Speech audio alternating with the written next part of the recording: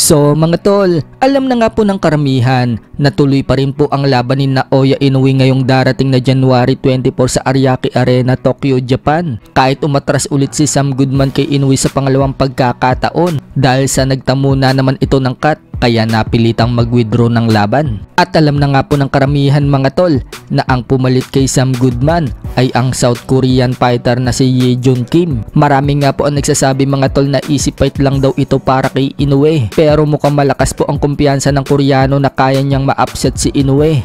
Nagbanta po kasi agad ng Koreano sa The Monster na si Inoue na daw ang walong bibiktimahin niyang hapon na mga tinalo niya. Wika ni Ye Jun Kim mga tol na ipanalo daw niya lahat ng 7 laban niya kontra sa mga Japanese at ngayong lalaban daw ulit siya sa isang hapon na pinaka biggest bout umano sa karir niya. Ibibigay daw niya lahat ng makakaya niya sa laban na yan at manalo ng pang-8 beses kontra sa hapon. Samantala, nakipagsanib puwersa naman po itong si Ye Jun Kim sa dating tinalo ni Inoue na si former world champion Jason Moloney. Si Moloney po kasi ngayon ang nagsisilbing sparring partner ni Ye Jun Kim. So marami nga po maibibigay na tip itong si Jason Moloney mga tol dito sa Koreano kung ano ang dapat iwasan kay Inoue at kung paano mapatamaan si Inoue.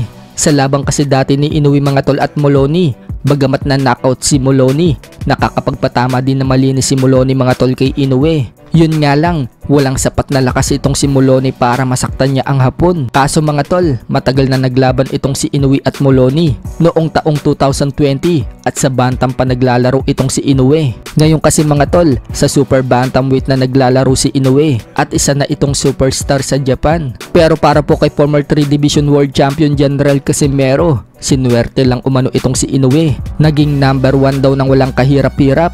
Kung natuloy lang daw sana yung laban nila noong pandemya, gumapang na daw sana itong si Inoue sa lona. So 4 na taon na nga pumula nang hindi matuloy ang laban ni Inoue at Casimero. Hanggang ngayon, umaasa pa din po si Cuadro Alas na palagan siya ni Inoue.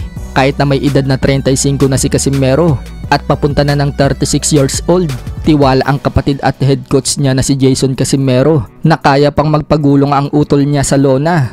Wika po kasi ni Jason mga tol, kahit may edad na daw ang utol niya, kapag napuruhan ka daw nito, hindi ka daw titigilan. Ngangat-ngating ka daw ni Cuadro Alas hanggat hindi gumulong ang ulo mo. May edad na talaga si Tata, pero pag napuruhan ka, ngangat-ngatin ka talaga, hindi ka iiwan hanggat hindi gumulong yung ulo mo. Sa iba pang balita mga tol, former world champion Mark Magsayo, nagpakita na kondisyon na ito at ready na sa bakbakan. Wika nga po ni Magsayo mga tol sa caption, "Can wait, #MMM." So hindi na nga po makapag-antay si Magsayo mga tol na makalaban na siya. Matatandaan na si Magsayo po ang papalit kay Lamont Roach Jr. kapag umatras itong si Roach kay Tank Davis sa laban nila sa March 1. At dahil uso ngayon mga tol ang replacement, katulad sa nangyari sa laban ni Inoue versus Sam Goodman na napalitan itong si Sam Goodman, baka mangyari din daw yan sa laban ni Tank Davis versus Lamont Roach Jr. Baka umatras din daw itong si Lamont Roach Jr. at pumalit daw si Magsayo. Marami nga po ang mga Pinoy fans mga tol na gustong mangyari yan para si Magsayo na daw ang makalabang kay Tank Davis.